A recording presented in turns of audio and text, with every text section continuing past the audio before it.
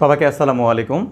আপনারা যারা প্রতিযোগিতামূলক পরীক্ষা দিচ্ছেন বা বিভিন্ন সময়ে আপনাদেরকে ট্যাক্স এবং ট্যারিফের পার্থক্য জানতে হয়, এই বিষয়টি যারা আপনারা ভালোভাবে বোঝেন না, আজকের ভিডিওটি তাদের জন্য।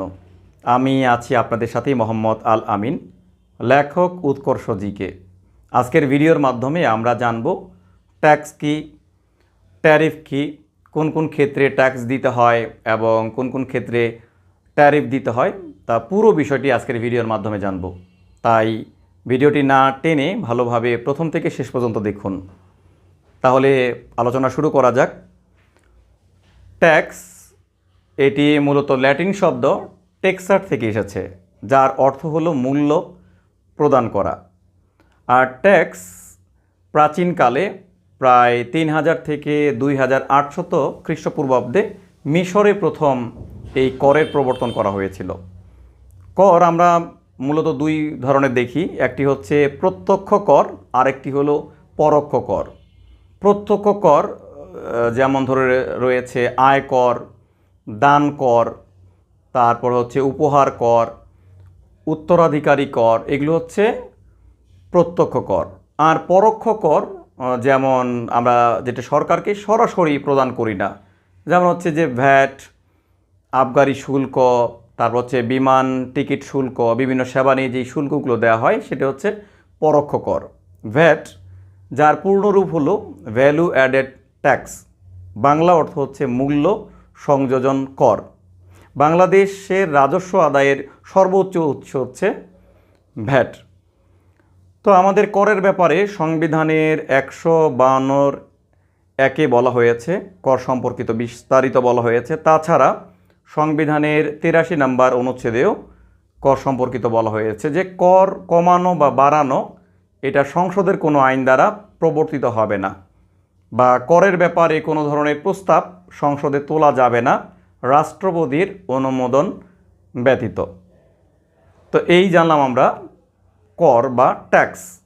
এখন আমরা জানব ট্যারিফ নিয়ে। ট্যারিফ এর বাংলা অর্থ হচ্ছে শুল্ক। এই ট্যারিফ প্রথম প্রবর্তন করা হয়েছিল গ্রিসে। তো ট্যারিফ বা শুল্ক মূলত কি? শুল্কটা হচ্ছে যে আমাদের আন্তর্জাতিক বাণিজ্যের ক্ষেত্রে ব্যবহার করা হয় শুল্ক। যেমন ধরেন যে আমাদের পণ্য আমদানি এবং রপ্তানির জন্য যে পণ্যের উপর যেটা ধার্য করা হয় সেটা হচ্ছে শুল্ক। ধরেন আপনি ভারত থেকে 1 টন পেঁয়াজ আনবেন, এই পেঁয়াজের আমদানির উপরে আপনাকে একটি যে অতিরিক্ত আর্থিক চার্জ প্রদান করেছে বা বাংলাদেশের রাজস্ব বোর্ড নিচ্ছে বা কাস্টমস নিচ্ছে, এটা হচ্ছে শুল্ক। এটা মূলত করা হয় কেন? শুল্ক নেওয়া হয় যে স্থানীয় যে আমাদের পণ্য বা প্রোডাক্ট, এইটার দেশীয় বাজারটাকে বা দেশীয় পণ্যের গুরুত্বকে সুরক্ষিত রাখার জন্য এই শুল্ক নেওয়া হয়ে থাকে। আবার অনেক সময় রপ্তানির ক্ষেত্রেও শুল্ক আরোপ করা হয়। তো এখন যদি আমরা কর এবং শুল্কের মধ্যে পার্থক্য নির্দেশ করি, তাহলে আমরা এটা বলতে পারি যে কর হচ্ছে অভ্যন্তরীণ যে আপনার সম্পদ বা আপনার যে ইনকাম, এই ক্ষেত্রে সরকারের উন্নয়নের জন্য, কর্মকাণ্ডের জন্য যেটা আপনি সরকারকে প্রদান করছেন সেটা হলো কর। মানে কর দেয়া কিন্তু বাধ্যতামূলক। পক্ষান্তরে শুল্ক হচ্ছে যে আন্তর্জাতিক বাণিজ্যের ক্ষেত্রে, সেটা হলো রপ্তানি এবং আমদানির ক্ষেত্রে যে সংশ্লিষ্ট পণ্যের উপর যেটি ধার্য করা হয় সেটি হলো শুল্ক। এই শুল্ক এটি বাধ্যতামূলক নয়, অনেক সময় এই শুল্ককে অনেক সময় অস্বীকার করা হয়ে থাকে। তো করের পরিধি ব্যাপক, অনেক বড় একটা বিষয়, আর শুল্কের পরিধি অনেক ছোট হয়ে থাকে। আর আমরা কর দেখি আমাদের অভ্যন্তরীণ ক্ষেত্রে, আর শুল্ক হচ্ছে আন্তর্জাতিক বাণিজ্যের ক্ষেত্রে আমরা শুল্ক দেখে থাকি।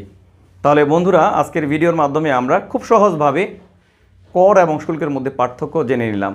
যদি আপনাদের ভিডিওটি ভালো লেগে থাকে তাহলে অবশ্যই আপনারা লাইক কমেন্ট করে আমার সাথে সংযুক্ত থাকতে পারেন।